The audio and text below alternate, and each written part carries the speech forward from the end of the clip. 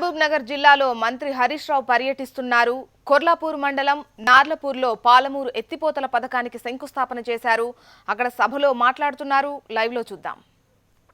ఐదేళ్లలో సాగులోకి తీసుకురాబోతా ఉన్నాం. మనం వచ్చే సంవత్సరానికి 4 లక్షలు, మళ్ళొచ్చే సంవత్సరానికి 8 లక్షలు, మళ్ళొచ్చే సంవత్సరానికి 12 లక్షలు, ఇట్లా ఒక్కొక్క సంవత్సరానికి యాడ్ చేసుకుంటూ పోతాం. 5 ఏళ్ళు ఆగాల్సిన అవసరం లేదు. నెక్స్ట్ ఇయర్ ఈ సంవత్సరమే 4 లక్షలు ఇస్తాం, నెక్స్ట్ ఇయర్కి 8 లక్షలు చేస్తాం, మళ్ళా సంవత్సరానికి 12 లక్షలు చేస్తాం. ఇట్లా దశల వారీగా వచ్చే 5 ఏళ్లలో మహబూబ్ నగర్ జిల్లాలో 20 లక్షల ఎకరాల సాగునీరు ఇచ్చేటువంటి అవకాశం ఉంటుంది. మా జెడ్పీ చైర్మన్ గారు చెప్పిండ్రు, రాజు గారు, ఇక మనం వలసపోయినాం, 20 లక్షల ఎకరాలకు నీళ్ళు వస్తే మన దగ్గరికి పని కోసం వలసలు వచ్చే రోజులు ఈ మహబూబ్ నగర్ జిల్లాకు రాబోతున్నాయి తెలంగాణలో అని మా చైర్మన్ గారు చెప్పిండ్రు. అది ముమ్మాటికి నిజమైతుంది. ఆ దిశగా మనం పనిచేసుకుంటామని చెప్పి కూడా నేను మనవి చేస్తా ఉన్నా. మరి ఈరోజు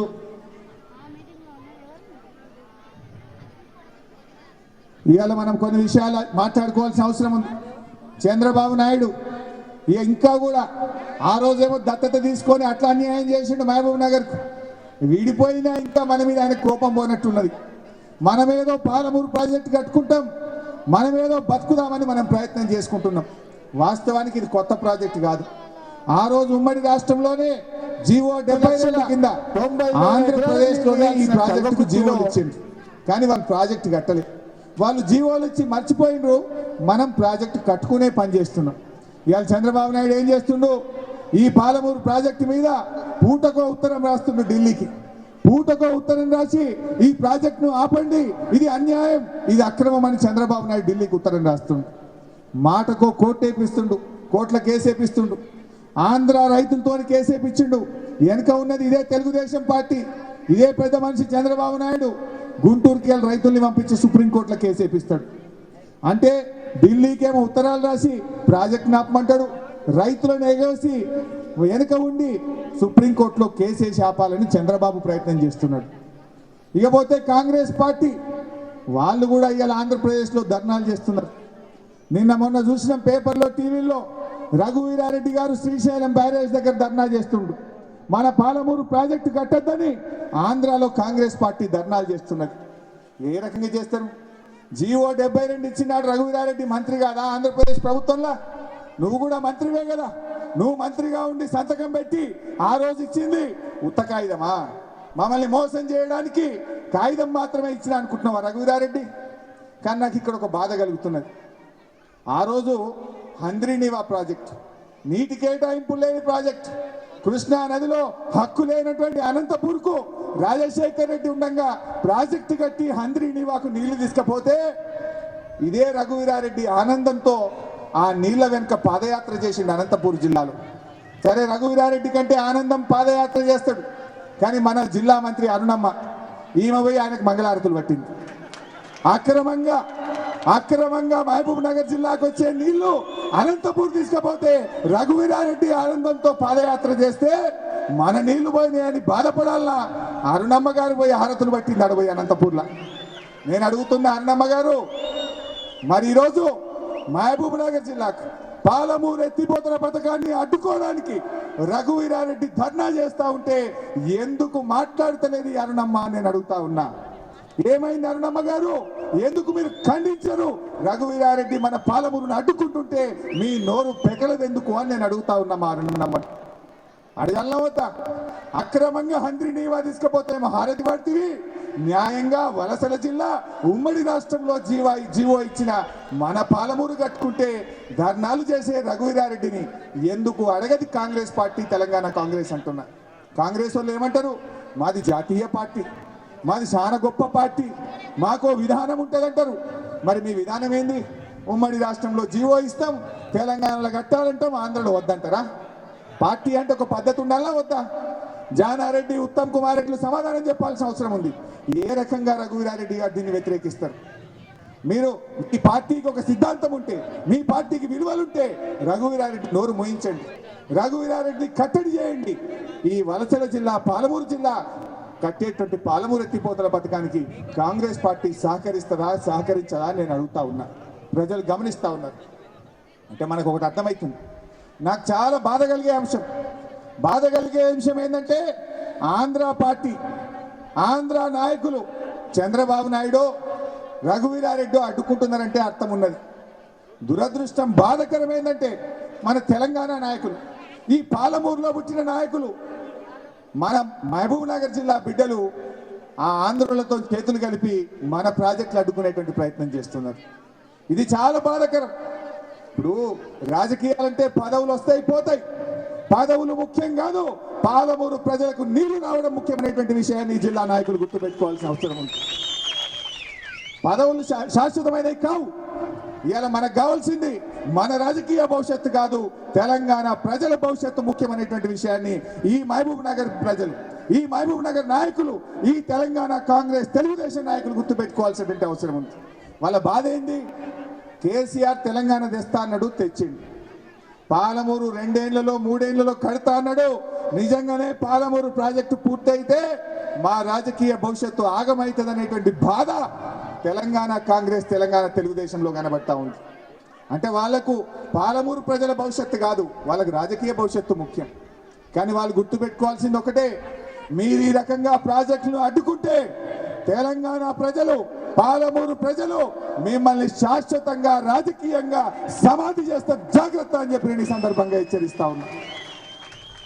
ఎందుకంటే ఇదివరకే చూపించింది కదా, ఆ రోజు తెలంగాణ కోసం రాజీనామా చేయమంటే మా జూపల్లి గారు రాజీనామా చేసిండు, నేను రాజీనామా చేసిన, మా లక్ష్మారెడ్డి అన్న రాజీనామా చేసిండు.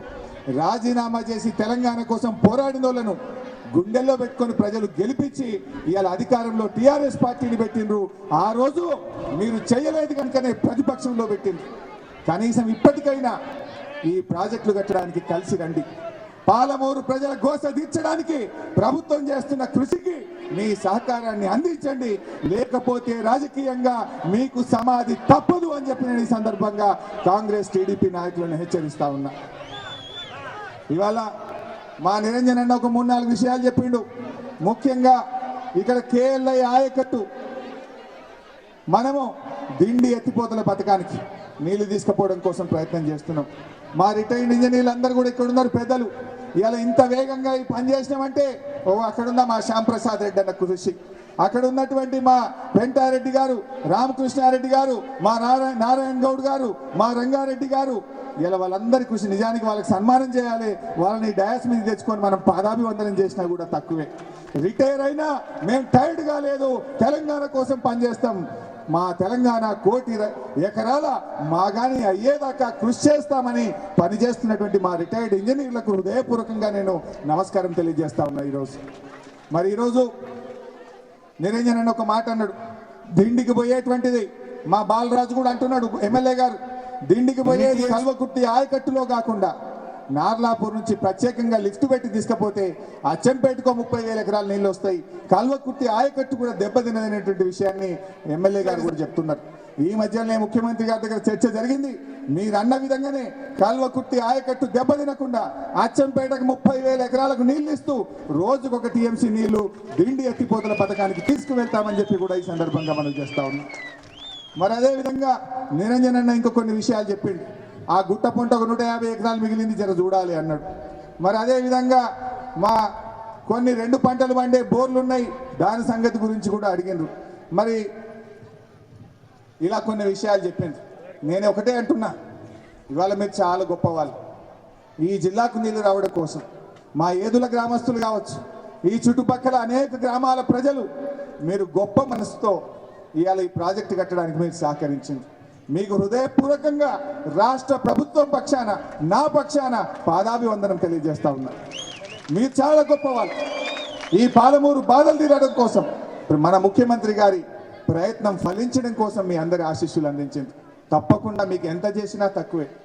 ప్రభుత్వం నిజాయితీగా చిత్తశుద్ధితో ఎంత మేరకు వీలైతే అంత మేరకు సహకరించిన మీ అందరినీ కూడా మేము కాపాడుకుంటాం. నిరంజన్ అన్న చెప్పిన విషయాలు కానీ, పొద్దున నార్లాపూర్లో మా జూపల్లి కృష్ణారావు గారు చెప్పిన విషయాలు కానీ ప్రతి 15 రోజులకు ఒకసారి రివ్యూ చేసుకుంటాం. వెంటనే మీ యొక్క సమస్యలు కూడా పరిష్కారం చేస్తాం.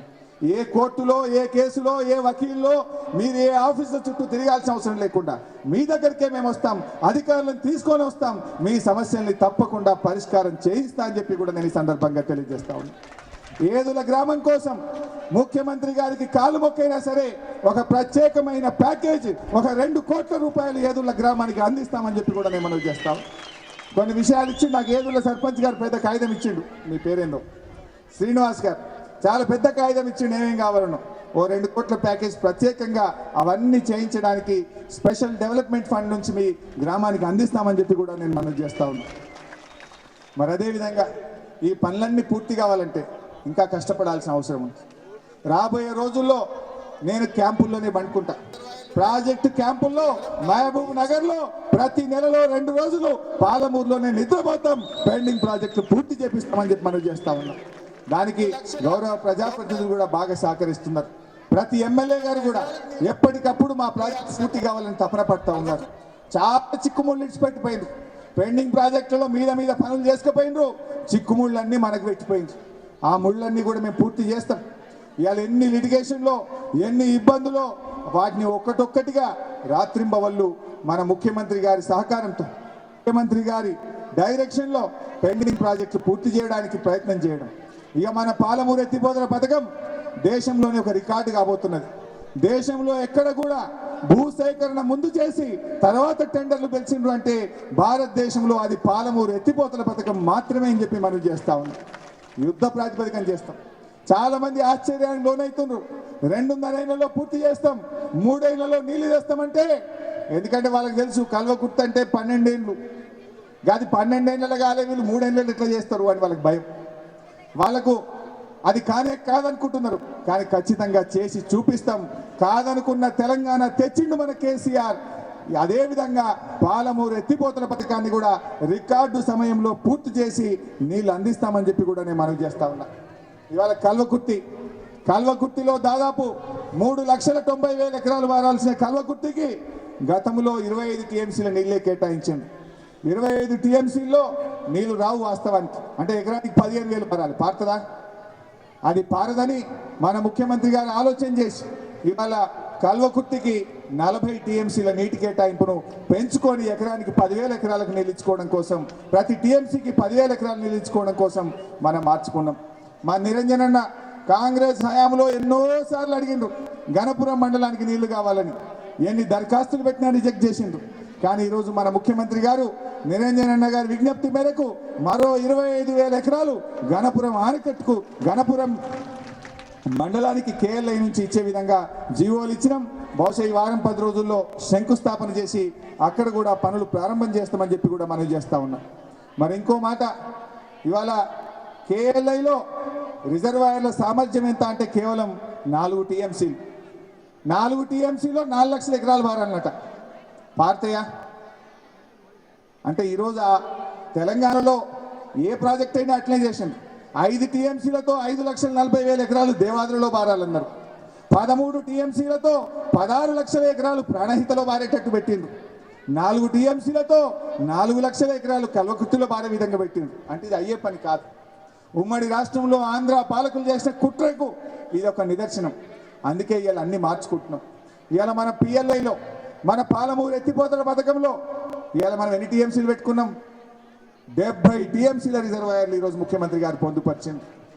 కల్వకుర్తిలో 4 టీఎంసీలు ఆంధ్ర పాలకులు పెడితే ఇవాళ మన తెలంగాణ ముఖ్యమంత్రి కనుక మన తెలంగాణ ఉద్యమం చేసి కష్టపడి తన ప్రాణాన్ని సైతం లెక్క చేయకుండా పోరాడి తెలంగాణ తెచ్చిన బిడ్డ కనుక, తపన ఉన్న బిడ్డ కనుక, ప్రజల మీద ప్రేమ ఉన్న మనిషి కనుక ఇవాళ పాలమూరు ఎత్తిపోతల పథకంలో 70 టీఎంసీల రిజర్వాయర్లు పెట్టినాం.